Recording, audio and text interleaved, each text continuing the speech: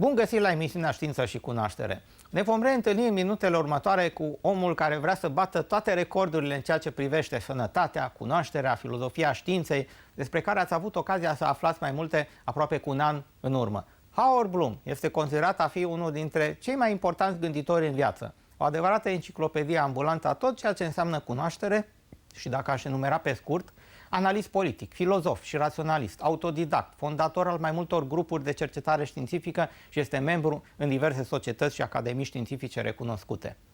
Howard Bloom a publicat mai multe cărți de filozofie, filosofia științei, politică internațională, economie politică și alte teme, printre care amintim The Genius of the Beast, geniul și bestia, dacă îmi permiteți această traducere metaforică, The Global Brain, creierul global, care a apărut și în România, The God Problem, The Lucifer Principle, The Mohammed Code, Codul lui Mohammed, o carte foarte controversată, și How I Accidentally Started the 60s.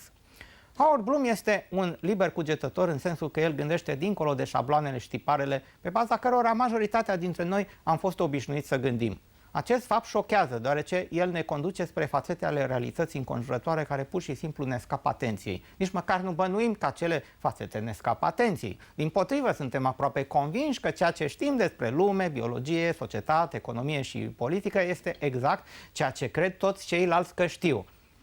Domnia sa pare că înțelege lucrurile și fenomenele și tiparele de gândire într-un mod intuitiv care pur și simplu sfidează rațiunea. Pasiunea sa cea mai mare a fost, citez, comportamentul de grup, începând de la coarci până la ființele umane. Am încheiat citatul. Dar preocupările sale se extind spre toate fațetele vieții noastre de zi cu zi, începând de la medicamente până la politica internațională. Dacă veți vizita paginile sale de internet, puteți vedea numeroase analize și idei exprimate în baza evenimentelor sociale și politice care se întâmplă peste tot în lume. Anul trecut eram impresionat însă de cu totul altceva legat de Howard Bloom, și anume starea sa de sănătate și aproape de reîntinerire care sfidează rațiunea. La vârsta de 71 de ani încă nu are păr alb, nu are riduri și puteți vedea în comparație aceste fotografii de date recente realizate cu camera video, respectiv aparat foto. La un moment dat am lecturat un grup de comentarii pe Facebook în care mai mulți abonați, inclusiv eu, comentam fenomenul tinereții lui Howard Bloom. Oare are vreun secret pe care noi nu-l știm? Mi-a oferit câteva detalii chiar în interviul pe care l-am realizat la începutul acestui an.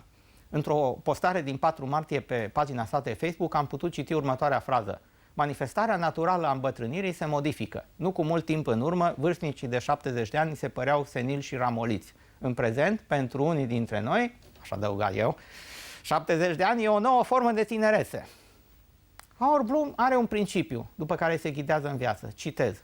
Priviți cu atenție asupra tuturor lucrurilor pe care dumneavoastră și ceilalți le luați de bune și adevărate și începeți să le studiați ca și când nu le-ați mai fi întâlnit niciodată înainte. Am încheiat citatul și vă invit să vizionați prima parte a acestui interviu.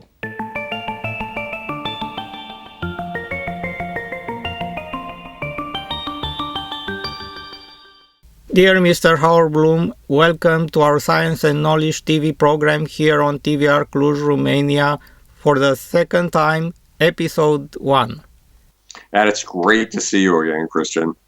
I thank you very much for having this privilege to have this new long interview, which will be aired in a mini-series of 3 episodes of 50 minutes per episode, having a long list of interesting and fascinating topics.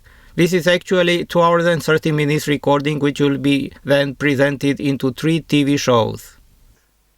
And what Cristian's not telling you is that he's compiled so many questions because he has a mind like an encyclopedia that we could do 230 hours answering the questions. Okay, so before we begin, I was astounded, and our viewers also, that you are still looking so young. You have no white hair. It is still black.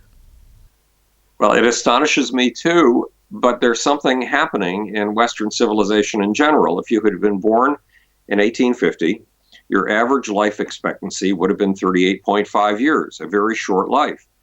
If you'd been born in 2000 in Western civilization, your life expectancy, if you were a man, would have been 78.5 years, and if you were a woman, it would have been closer to 81 years.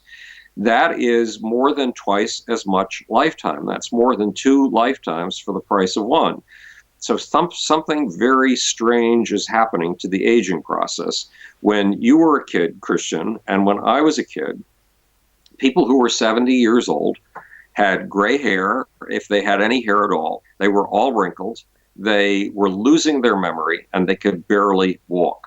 Well, I'm 70 years old, and Friday I did 520 push-ups without stopping. And today I did 500 push-ups without stopping. I couldn't do that many push-ups when I was 19 years old. The most I was able to get to back then was 92 push-ups. So something is happening. We don't know whether it's our medical techniques. We don't know whether it's the amount of exercise we get. We don't know if it's the fact that we've cleaned up the water, which we have, and we've cleaned up the air, which we have. But whatever mix of things, whatever recipe of things we're doing something right. This is amazing because my mother is nearly your age, 76, and she has so many diseases. I have a simple daily routine, and early in the morning when I go into the bathroom, I do about 8 minutes of isometrics. Those are exercises in which you flex one muscle against another muscle, and you use your muscles to exercise each other. You seem to be standing in place, but in fact, you're clenching your muscles. So I do 8 minutes of that. I do the push-ups, though I only started doing them about 4.5 years ago. And when I started, I could only do 17 or 19. Most important, I get out and walk 2 miles early in the day before I start work. And then I go out and walk another 2 miles late at night when I come home from work. And all that exercise makes a huge, huge difference. Now we are going into the topics of this first part of the interview, and let's talk about evolutionism versus creationism. Right. Well, when I was 12 years old, I had been reading 2 books a day since I was 10, and I had been in theoretical physics and microbiology since I was 10. And I read some arguments, I think they came from Bertrand Russell. And it was a very, very simple argument about God. And the argument went like this. We have an incredibly complex universe. No question about it. The way that things work together is beyond astonishing. It's an incredibly creative cosmos. The way that it keeps coughing up new forms is also beyond astonishing. So the religionists, the creationists, argue that if you have a very complicated universe, then it takes a great mind to invent that universe, to conceive of that universe, to set that universe into motion. Okay, well, if it takes a great mind to set a complex universe in motion, then surely what we mean by a great mind is a very complex mind. And if it takes something else to make something complex, who made the great mind that made the universe? And if it takes something to make a complex thing like the great mind that made the great mind that made the universe, who made the great mind that made the great mind that made the universe? Now, there's a little story. It was in some book I had read when I was 12 years old or so, a science book. It's very hard to track down. Some people now attribute it to Stephen Hawking, but that's wrong. And the original version of the story that I read when I was a kid went something like this. The emperor, it's in India. The emperor, it's 2 o'clock in the morning and the emperor can't sleep. So he yanks on the cord above his bed for his servant. And when his servant arrives, he says, get me my brain trust. Get me my advisors. So the servant goes and gets the advisors. And the emperor says, okay, look, you guys, you have taught me that the surface of the earth is on the back of a turtle. Well, if the surface of the earth is on the back of a turtle, what is the turtle on? And the wise men scratch their heads a little bit and they think and they say, well, Your Majesty, the turtle's on another turtle. And His Majesty thinks about that for a minute and says, yes, but if the second turtle is holding up the first turtle, what's holding up the second turtle? And they say, Your Majesty, it's turtles all the way down. Well, there's a technical name for this form of lack of logic. And one way or the other, if you find it satisfying that you could have a creator God who created the universe, but that creator God would not need any creator, I'm sorry, you've abandoned logic. And if you believe that something could create itself, for example, you believe a God could create itself, then why bother with a God? The universe could create itself. That's the basic argument, at least as it hit me when I was 12, and that's the argument that turned me at the age of 12 into an atheist. So I don't believe in the creation stuff. How about you? Yes, that's true. And now we are arriving to Lamarck versus Darwin, and there is a lot of debate about who is right, who is wrong. Can you explain to our viewers what's your opinion? Well, Darwin and Lamarck in the 19th century were both trying to figure out how animals evolve. It wasn't Charles Darwin who had first noticed that animals evolved. That came 40 years before Darwin, 50 years before Darwin. Darwin's grandfather, Erasmus Darwin, had written 2 books in which Zoonomia and the something or other garden and the biological garden or something of the sort. And in these 2 books, he had an evolutionary view of life. Back in the days of Leonardo da Vinci, and this is 400 years. Let me see if I'm doing my arithmetic correctly. 350 years before Charles Darwin came out with the origin of the species. Leonardo da Vinci had already noticed that there were stones on the top of the tallest mountains in Italy, and those stones had the imprint of seashells. And he wondered how those seashells had gotten there. Well, some people felt it was Noah's flood, but Leonardo began to suspect that there was the existence of something we now call deep time, that at some point those mountains had been at the bottom of seas. And as a consequence, the geology that lifts mountains and sinks valleys, had been somehow changing. It was in the 19th century that we finally began to interpret these seashells as fossils, as the remains of animals that had been trapped in something that later became stone. The question was not whether creatures had evolved, because people like Cuvier in France had come to the conclusion that creatures had evolved. The question was, what was the mechanism? How did it happen? And Lamarck said this: okay, you're a runty little animal. You're living out in the woods. All the other animals have eaten the leaves above your heads, and you want to eat leaves too. So what do? You stretch your neck as high as it can go in order to reach the leaves that are left behind. And then when you give birth to offspring, because you've been stretching your neck all of the time, they have slightly stretched necks. And they try to get at the leaves above their heads. So they stretch their necks a little bit further. And the generation that comes after them stretches their necks even a little bit further. And that accumulation of effort is what results in a giraffe, a beast with a very long neck.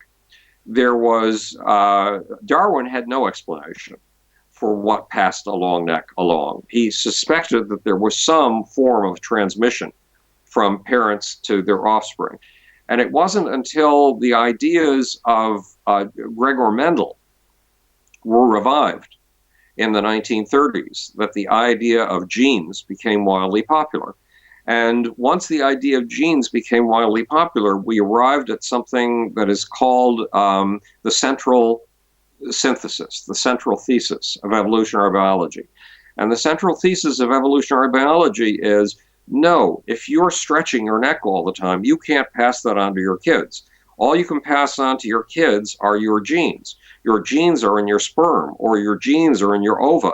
And the sperm and ova are set aside. You have 2 different kinds of cells. You have somatic cells, the cells of your body, and you have the seminal cells that pass along your genes. And those seminal cells are not influenced by your experience in life. So the idea of Lamarckism was destroyed by the modern synthesis. The difficulty is that we also have this wraparound that Richard Dawkins noticed when he was writing his 1976 book, The Selfish Gene. We do have something that's very Lamarckian. It's our pool of language, concepts, religions, poetry, and science. That's what's called our memes. And what was the idea of memes? And this is brilliant on Dawkins' part. What Dawkins noticed is that genes are huge molecules that are able to make copies of themselves, precise, exact copies. And Dawkins came up with a generalization beyond just genes. He said, what about other things that can reproduce themselves? Let's call things that can reproduce themselves replicators. And he pointed out that when you and I use language, we are allowing an idea to reproduce itself, to go from our mind to the mind of somebody else and grab hold of that mind. When we produce a pop song, that pop song starts out only in our mind. And then if it's very successful and becomes a hit, ends up infesting hundreds of millions or even billions of minds. That's reproducing itself, flipping like a little fish from the sea of one mind to another and reproducing itself in that new sea until there are tens of millions or hundreds of millions or even billions of people humming the same tune at the same time. So Dawkins distinguished between two different kinds of replicators, genes and memes. Memes are ideas or pop songs or plots of novels. But there's a third element that's become obvious over the course of the last 20 years or so. Genes are not fixed. Genes come with little control panels. And the control panels can be set in many different configurations. And we call the way those control panels are set epigenesis. And it happens after a sperm and an egg get together and basically twine their genes together. What happens from that point on is if you are born in a time of war and your mother is under extreme stress and she doesn't know if she's going to be bombed from minute to minute, and to get food, she has to go out in the garden and not only gather grass but gather snails. And she doesn't know whether she's going to survive from day to day. The stress produces stress hormones in vast quantities in your mom. And among the other places those stress hormones end up, they end up down here. They end up in her placenta. They end up in her uterus. They end up in the place where you are turning from just one cell, 2 cells, to 8 cells, to 108 cells, to this massive agglomeration of cells.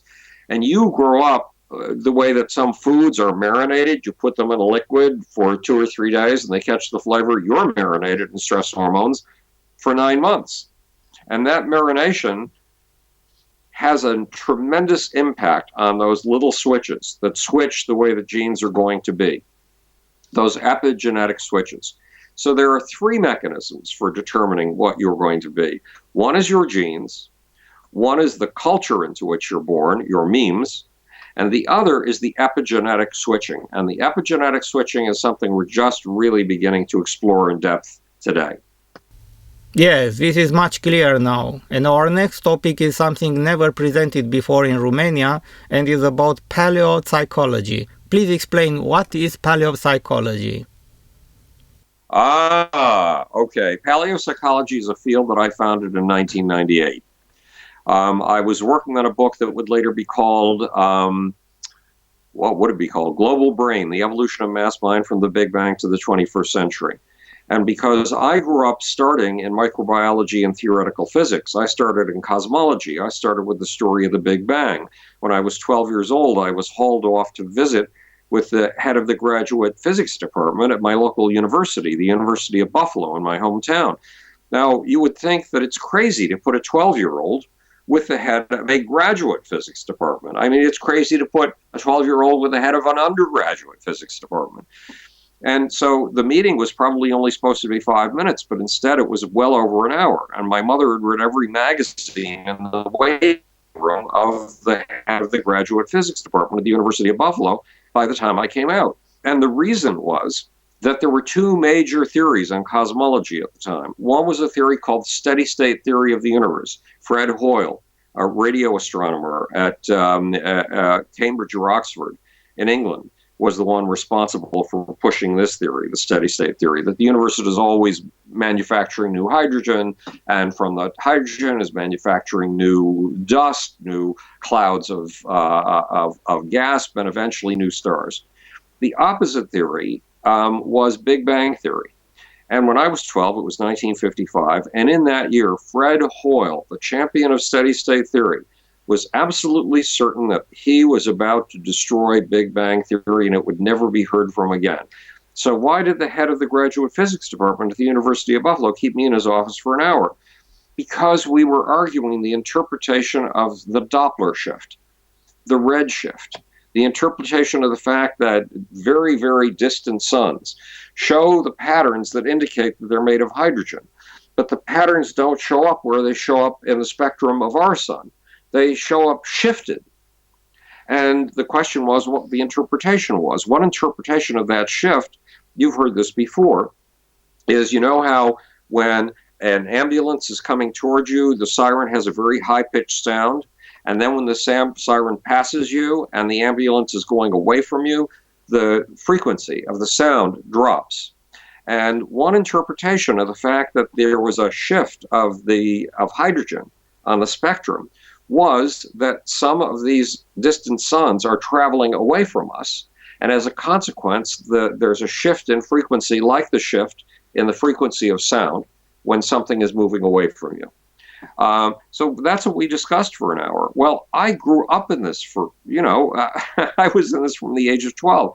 And I became very interested in human psychology when I was about 13, and I became very interested in mass psychology and mass emotions, the forces of history when I was 13.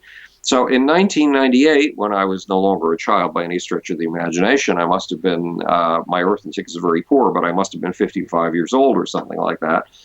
I wanted to put together the story of the universe from the beginning. And I wanted to show you from the Big Bang when sociality started in the universe. It doesn't just start with human beings. Bacteria are extraordinarily social. A colony of 7 trillion bacteria will live on my palm or yours and will be so thin we won't be able to see it, that it'll have 7 trillion citizens, all communicating with each other, all giving each other information, as organized as a city like Tokyo. And so bacteria are even more organized on an even larger scale in many ways than we humans are. And if you look back at the formation of clouds of gas, clouds of dust, that's sociality. If you look at the very first instance of the Big Bang, you have space and time precipitating from nothing, unfurling at a tremendous speed, and almost instantly precipitating the way raindrops precipitate from a storm cloud. Quarks come spilling forth. And quarks are profoundly social. They can only exist in groups of 3. They cannot exist on their own. And they come with little internal etiquette books about what kind of quarks they should run away from, that's called repulsion, and what kind of quarks they should get together with, that's called attraction. And they gather almost instantly in groups of 3. And some groups of 3 that look sort of like this, with down quarks and up quarks, turn into protons. And some quarks that whose quarkdom goes in the opposite direction, turn into neutrons. That is sociality, right from the very beginning of the cosmos. So I wanted to track the origins of sociality, of mentation, that's thinking, of emotion, of those things that seem unique to us humans. I wanted to track them from the beginning of the Big Bang to what's going on in your brain and mind right now. So I gathered a group of scientists from a wide variety of fields, all the way from physics and microbiology to genetics and to psychology. And we hashed this topic around, constantly looking at new research to support our points of view for several years. And then I wrote The God Problem, and The God Problem contained some of the thinking in paleopsychology. And since then, I haven't had time to maintain the group. And as a consequence, paleopsychology has sort of dropped there by the wayside to be picked up. Well, actually, by my books tend to get read by kids 13 years old and 16 years old and 18 years old. And those kids sometimes pick up on the themes of those books. So they'll be picked up, those themes will be picked up by others. And meantime, I've been busy running other groups, because I then started the Group Selection Squad in 1995, which had a very important mission. There were 2 different views of evolution, and one view was that everything proceeds through the selfish genes out only for their own sake, and through selfish individuals.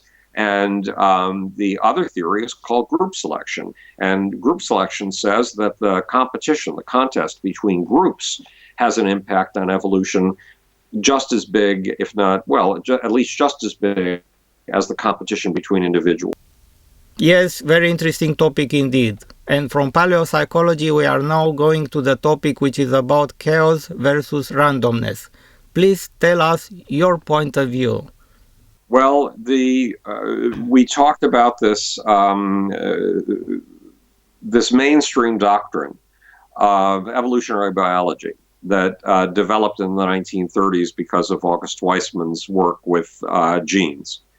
And part of that standard issue doctrine of mainstream evolutionary biology says that all change, well, first remember Darwin. Darwin boiled evolution down to two problems. One was variation, and the other was synthesis. When you have kids, you will notice those kids are not exactly like you, not by any stretch of the imagination. They are somehow different from you. And the question was, how did these differences appear? Where do they come from? And the post-Weismann standard dogma of evolutionary biology is that those differences, those changes, those new things come from randomness. They come from a cosmic ray hitting one of your highly complex ropes of genes, your 22,000 genes in your chromosome and your genome, and knocking it askew. Well, that's not a very persuasive view of things, but it's based on mathematics that was worked out in the 1500s and the 1600s by people like Blaise Pascal. Blaise Pascal was a brilliant mathematician and a brilliant essayist and a brilliant philosopher in France, but he liked to gamble. So he went to whatever the equivalent was of the Monte Carlo of his days and did a lot of gambling.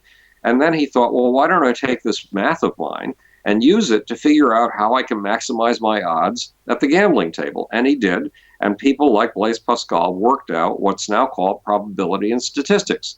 And it's a mathematics that applies to dice and roulette wheels.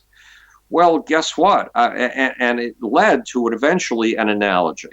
The randomness that the first book on probability and statistics came out in about 1680, roughly about the same time that the British Royal Society came together for the first time and began to put science on the map, though it wasn't called science in those days. And a modern way of illustrating the probabilistic, the statistical nature of the cosmos, the fact that everything operates on chance, is the story of the 6 monkeys at 6 typewriters. You have 6 monkeys at 6 typewriters, and you feed them, and you give them whatever else they need in life, and you keep them around forever. And if you keep them around forever, eventually, through sheer accident, bumping their elbows on the keys, bumping their fingers on the keys, bumping their noses on the keys, they will eventually type out the complete works of Shakespeare.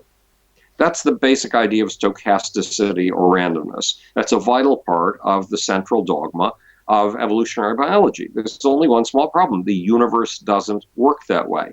The universe is not random. What? The universe is not random? How in the world do we know? Very simple. Remember that first instance of the Big Bang, this giant sheet of space and time unfurling at an unbelievable speed from a tiny pinprick smaller than a pinprick? And remember the first quarks, the first things precipitating from that sheet of space-time and speed? There were gazillions of quarks. They were in such massive numbers, roughly 10 to the 89th power, 10 with 89 zeros after it, quarks.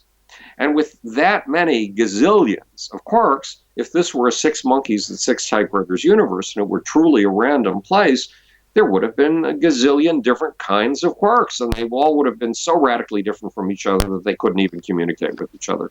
But that's not the way it works.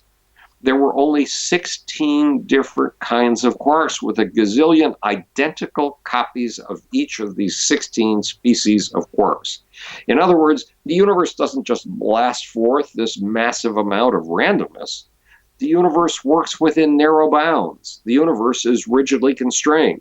And the mathematics that of statistical probability, the mathematics of the 6 monkeys at 6 typewriters doesn't work for this universe either. It doesn't work in explaining the change that takes place over the course of evolutionary time from one species to the beginning of the next.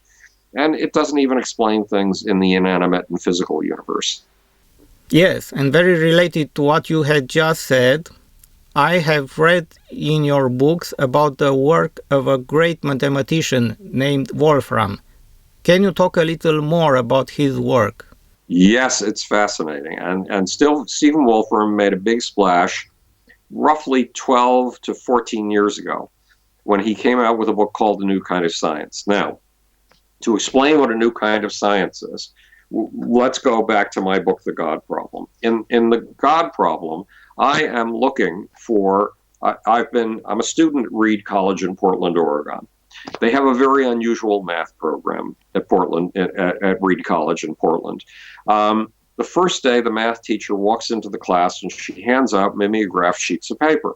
The mimeograph sheets of paper only have what look like one paragraph on them. I mean, it's less than half full.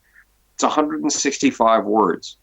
And for the rest of the year, you extract these words, 165 words, they're 5 axioms. Not that you've ever heard of an axiom before, you don't know what an axiom is, but these are 5 axioms. These are 5 basic assumptions about things.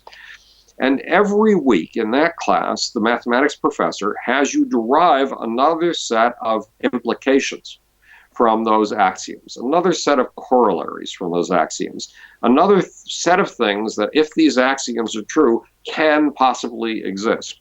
And by the end of the 2 semesters, you have worked out 8 high school or 8 grammar school textbooks worth of mathematics. You've worked out addition, subtraction, multiplication, division, positive numbers, negative numbers, squares, square roots, everything that it took you 8 years of grammar school to learn. And it's all somehow been implicit in 165 words, 165 axioms. I wanted to know how this came to be. I wanted to know whether the assumption that the universe could be derived in the same way that we derived a complex mathematical system from 165 words, I wanted to know if that could possibly be true. If the universe could have started with a handful of simple rules, a handful of givens, and then have bloomed, if you'll use my name, from there, had blossomed from there. But to do that, I wanted to find out what an axiom was and where the idea of an axiom had come from. And so I finally, it took a lot of looking, but I finally found the answer. Aristotle had come up with the idea of an axiom. And in 2 pages of one of his least known books, he had laid out the entire program for modern science.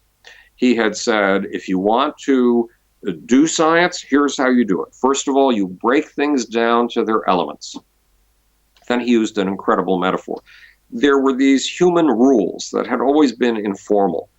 And about 1,500 years before, possibly less than that, possibly more like 1,000 years before Aristotle came along, a guy in the Tigris-Euphrates Valley had decided, instead of just having this tradition of human rules, why not take human rules, decide exactly what they should be, and chisel them in stone? And that chiseling of human rules into stone was the origin of laws. Well, Aristotle, who, by the way, said in these 2 pages that laid out the whole program for modern science, he said that metaphor wasn't a valid way of doing science, nonetheless used a metaphor. He said, you break things down to their smallest parts. Let's call those their elements. Then you find the laws that apply to those elements. What? You're talking about the things that are chiseled in stone for human behavior? Aren't you anthropomorphizing Aristotle when you say that the tiniest elements of things go according to laws? That's a very human concept. How can you get away with it? Well, Aristotle got away with it. You're so used, I'm so used to the phrase elementary laws, we never stopped to think of where that phrase came from. And it came from a couple of assumptions of Aristotle. So if you break things down to their smallest parts, if you discover the laws that govern those smallest parts, you'll know everything you need to know about a system. Well, there's a small problem with this basic idea, which we're still operating with. Today we call that reductionism. And we don't realize we got it from Aristotle.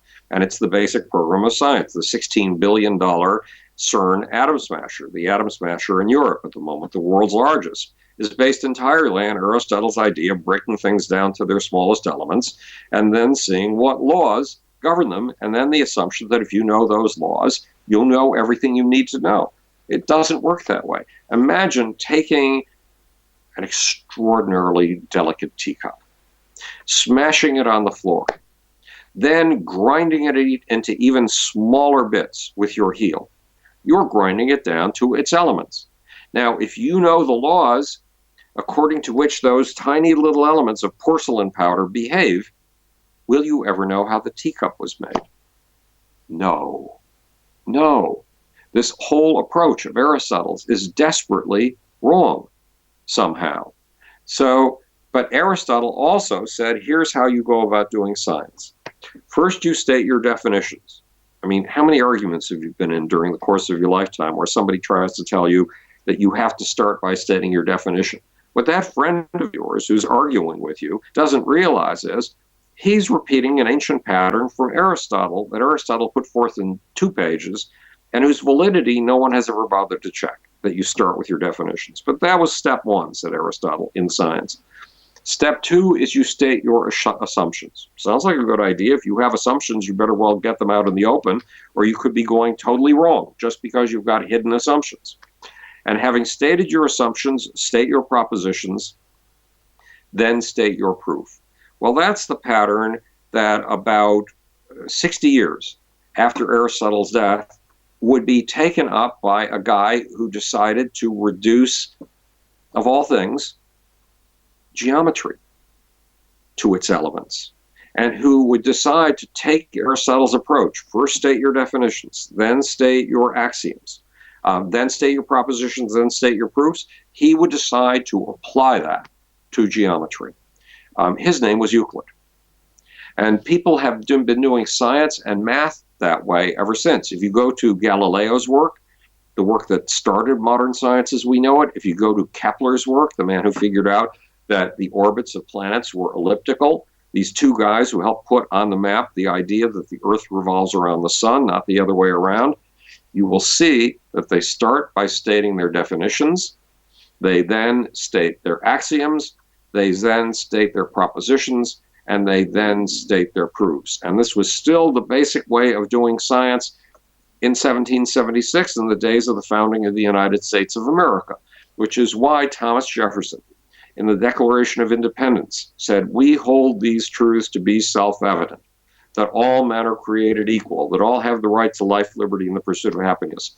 When he said we hold these truths to be self-evident, that phrasing means I'm about to state my axioms. Now, Christian, how did we get into the subject of axioms? I forget. What was the question? It was about the mathematics, the work of Stephen Wolfram. But I also thank you for this additional presentation. But let's go towards the philosophy from your book, which started from there. Well, let me just add the 6 monkeys and 6 typewriters in here. If you have a universe that develops the way a geometric system develops, because geometric systems start with axioms and then unfold from there. Or if you have a universe that unfolds from a set of axioms, mathematical axioms, you don't have a random universe. The universe is rigidly constrained. Yes, the further it gets away from its initial starting point, the more wiggle room it develops, but it's not a lot of wiggle room. And that's, you were asking about Stephen Wolfram. Okay, so here's what Stephen Wolfram did. Stephen Wolfram is one of the pioneers in the area of using really big computers to do things in science. And Stephen Wolfram noticed that all of our mathematical systems are axiomatic. They're all based on sets of assumptions. Stephen Wolfram came up with a system that allows him to generate literally millions of different sets of axioms, sets of simple rules, and then simulate a universe in the computer based on that set of simple rules. And from millions of sets of simple rules, he generates entire mini universes. Now, you wouldn't recognize them as a universe if you were to see the printout on paper, but they are mini universes. And what Stephen Wolfram is hoping to do is simulate so many universes based on simple assumptions, axioms, that in the end he finds the one that matches ours. He finds the mathematical formula, he finds the simple rules that map our universe. But his mathematics is not the mathematics of probability and statistics, far from it. It is math that works within the narrow lines, the narrow confines set up by a set of initial axioms, a set of initial assumptions. And one of the most remarkable things, I mean, Cristian has tried to read this book, I believe. It's 900 pages long. It is very difficult reading. Yeah. But one of the most astonishing things buried around page 800 in the book is that eventually, with certain universes that Wolfram extracts from these handfuls of simple rules, axioms, some universes become so charged with what looks like chaos that if you or I were a scientist in the middle of that universe, we would swear that there are no simple rules underlying that universe. We would swear that the chaos around us was so completely chaotic, so completely random, that it proved that there could not possibly be any simple rules. And yet, what do you and I know as people who can look over Stephen Wolfram's shoulder? Stephen Wolfram started that universe with just 3 simple rules. So as chaotic as the universe comes to look at certain points, underlying it are just a handful of simple rules. And in a universe based on a handful of simple rules, things are not crazy and chaotic anymore. Strict randomness, stochasticity does not apply, and the 6 monkeys at 6 typewriters are a false analogy for science to adopt. But we are going to talk about the universe rules into another part of our recording. But right now, I have another topic that is of high importance for our viewers, and this is capitalism versus socialism and the new world economic order. This is very tricky because, according to, let's call my philosophy Bloomianism, if you want, or Bloomism. And according to Bloomism, opposites are joined at the hip. So in America, for example, today we have free marketers, free marketeers. And ever since the 1980s, in the day of an economist named Milton Friedman, the free marketeers have imagined that competition is the only creative engine of an economy. And if you destroyed government involvement, you would let all of the creativity of an economy free and amazing things would happen. Meanwhile, the free marketers assume that the people on the other side, liberals, they assume that liberals believe that all good things come from a government, not from free markets, not from entrepreneurs, but from a government. Now, in reality, nobody believes that in the United States. But once upon a time, there were people who believed it. They ran 2 countries. They ran China and they ran Russia in the days of the Soviet Union and in the days of Mao Zedong.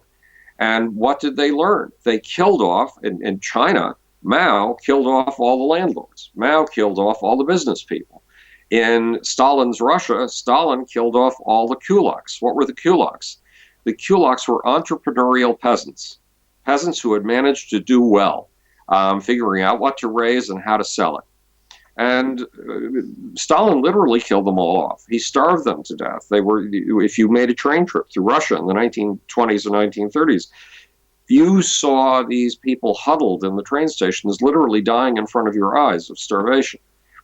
Well, both the Chinese system, which depended entirely on government, and the Russian system, the Soviet system, which depended entirely on government, killed themselves off. You know, the average life expectancy in the West today is 78.5 for men and a little bit over 80 for women. In Russia, it's 57 years for men. Russia, even though it's many years since the fall of the Berlin Wall, is still suffering from this problem. The message is, if you rely entirely on government, you're going to kill your economic system. If you rely entirely on the free market and entrepreneurs, you're going to kill your economic system. In my book, The Genius of the Beast, A Radical Revision of Capitalism, it says that this Western system that has doubled the human lifespan operates on a balance of forces. It operates on a balance of 3 forces. One force is entrepreneurial capitalism, if you want to call it that. People coming up with ideas for new businesses and finding a ready climate in which to start those businesses and see if they can make a success of them. That is balanced off by government. What does government do? Government provides railroad lines, it provides highways, it provides all the infrastructure, it provides water systems, sewer systems, hot and cold running water. all of the systems that make it possible for an entrepreneur to have a wild dream and pursue it. And there's a third element that we don't tend to acknowledge at all. It's called the protest industry. And the protest industry has been around for as long as the Industrial Revolution has been around. The Industrial Revolution started in the tiniest of ways in 1750, when the first industrial machines to mass produce cotton cloth were produced. And it continued to grow through the 1770s and 1780s until finally around 1800. Massive looms were established. They were operated on water power, and somebody had the idea of, instead of just relying on water power, attaching steam engines to these massive looms. So the Industrial Revolution kicked off in the years from 1750 to 1800. Something else kicked off in the years from roughly 1780 to 1800, a protest movement against slavery. And it was middle-class kids whose parents were getting wealthy through the new industrialization who were leading this movement. And the movement was so successful that between 1780 and 1806, the British were able to outlaw slavery. It took along much, much further in the United States. It wasn't until 1864 that we had the Emancipation Proclamation. But one way or the other, this protest movement made it all over the West. And then in 1848, in North America, there was a terribly unjust war against Mexico. And there was a guy who was the son of a man who had built and ran a pencil factory. A pencil factory is one of those gifts of the Industrial Revolution, being able to mass produce things like pencils. And this kid was rich because his dad ran a pencil factory and lots of people needed pencils. Literacy was a hot item. And this kid did not like this war and decided he was not going to pay his taxes and support this war. And he wrote a book about not paying his taxes. It was called On Civil Disobedience. The kid's name was Henry David Thoreau. And the book on civil disobedience from 1848 became the master document that helped Gandhi later on establish his protest movement in India, one of the most famous and influential protest movements of all history. And then in 1899, when there were steamships so people could travel from continent to continent without killing themselves trying to do it, there were the first meetings of the Anti-Imperialism League. All of these are manifestations of a growing protest industry. And a protest industry is what my friend Peter Garretson, the former head of the Future Science and Technology branch of the American Air Force, calls a self-correcting mechanism. You've got entrepreneurs who develop new territories. You've got government, which provides them with infrastructure, including an infrastructure that was developed by the American government, the Defense Advanced Research Project Agency, in the 1970s, called the Internet, without which there'd be no Facebook, no Google, none of the things that have been the new frontiers for a new economy. And you've got a self-correcting protest industry that's able to point out problems and get upset about it. And you've had a protest industry demonstrating what it can do in the Ukraine just in the last couple of days. Let me see if I understood this correctly. So you are saying that all this mechanism is self-regulating and self-improving and is of a great benefit? It's great benefit. It's very dynamic. It's like you riding a bicycle. When you ride a bicycle, you carefully balance between tilting to the left and tilting to the right so that you stay upright. If you were to lean too far to the left, you'd fall over. If you were to lean too far to the right, you would fall over. But as long as you keep that balance between left and right, you can keep moving at 12 miles to 20 miles an hour straight forward. It's a dynamic, moving balance, and you need all the three opposing elements: private enterprise, government, and the protest industry to maintain that dynamic movement forward. Please tell us what is your opinion about the federalization and give us an example. You have to maintain a balance between the separateness of the individual parts of the state and their unity. And maintaining both unity and a certain degree of separateness is absolutely invaluable. How does a dynamic balance like the one we're talking about work? Through a union of opposites in which neither goes overboard. Right now in the Ukraine, over the course of the weekend, the people who've been pulling off street protests, the people who've been driving in from Lviv to Kiev, have managed to get rid of a Russian-supported head of government. And the Russians are talking about breaking the state up. They're talking about the Crimea rebelling and breaking off from the rest of the Ukraine. They're talking about eastern parts of the Ukraine breaking off and becoming allied with Russia. They're talking about breaking up the Ukrainian state. Well, the Ukraine has had enough problems, big as it is. It has had problems standing up to Vladimir Putin, because Putin, when things don't go his way, he threatens to cut off your gas supply, and that leaves you freezing in the middle of winter. You need a sufficient group power to stand up to the Putins of the world. Also, one of the big secrets, remember, Germany in the early 1800s was agonizing. Why? Because France was a state, and England was a state, but Germany wasn't a state. It was 180 principalities. And as 180 principalities, they had no social heft. They had no social gravity. They could not stand up against France. They could not stand up against the other nations or Russia of their time. So what did Bismarck do in 1848?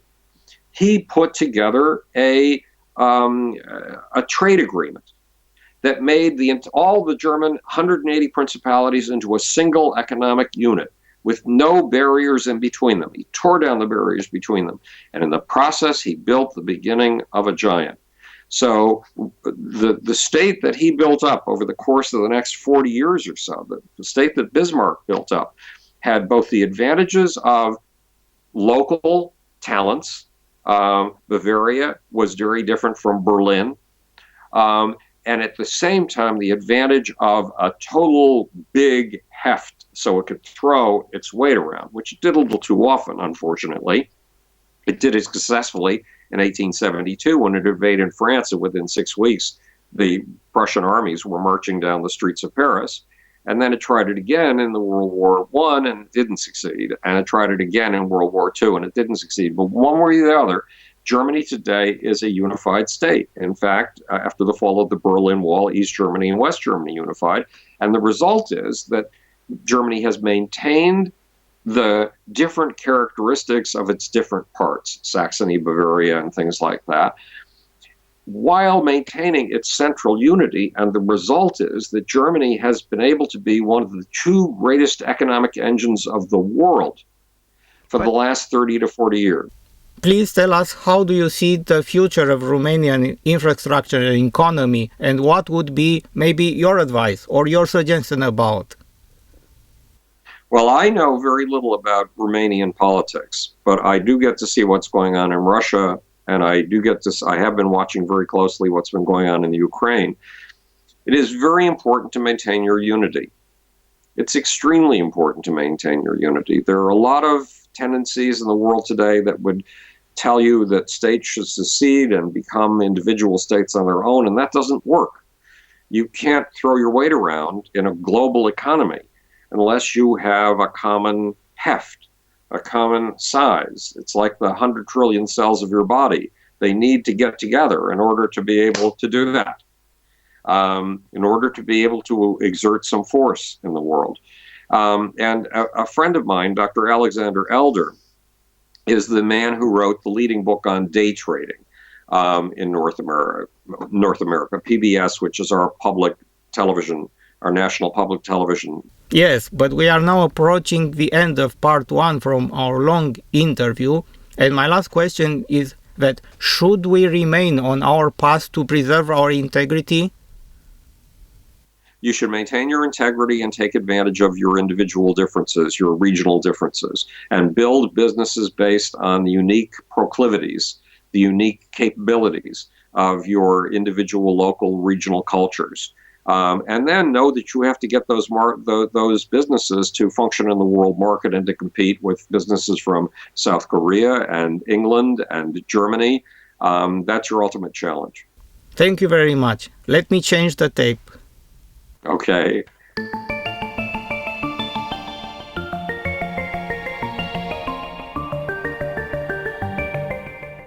Din păcate, imediat după ce am schimbat caseta, legătura pe internet era tot mai slabă, imaginea a devenit în scurt timp pătrățoasă, iar sunetul avea înțeluperi încât nu-l mai puteam înțelege. A trebuit să renunțăm, dar l-am rugat să-și filmeze el separat răspunsurile la setul meu de întrebări.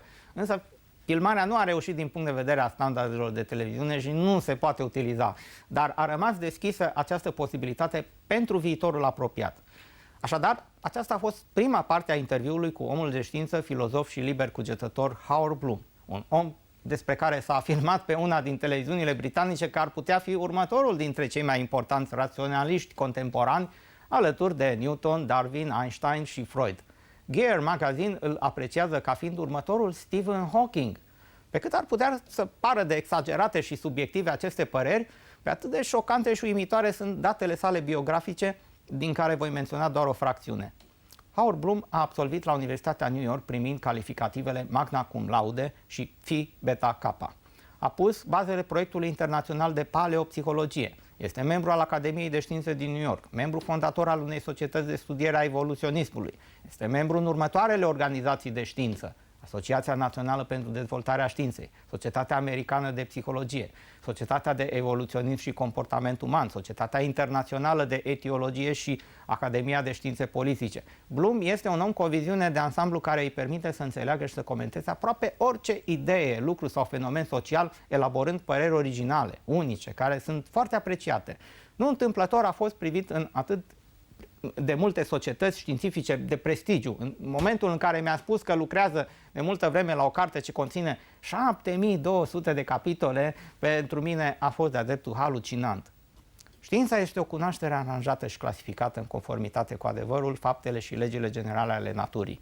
Știința, de fapt, este cel mai bine definită ca fiind o căutare atentă, disciplinată și logică de cunoștințe despre toate aspectele universului, obținute prin examinarea celor mai bune dovezi disponibile, și este întotdeauna supusă unor operațiuni de corecție și îmbunătățire pe baza descoperirii unor dovezi mai bune. Fiți alături de noi data viitoare la o nouă întâlnire cu Știință și Cunoaștere.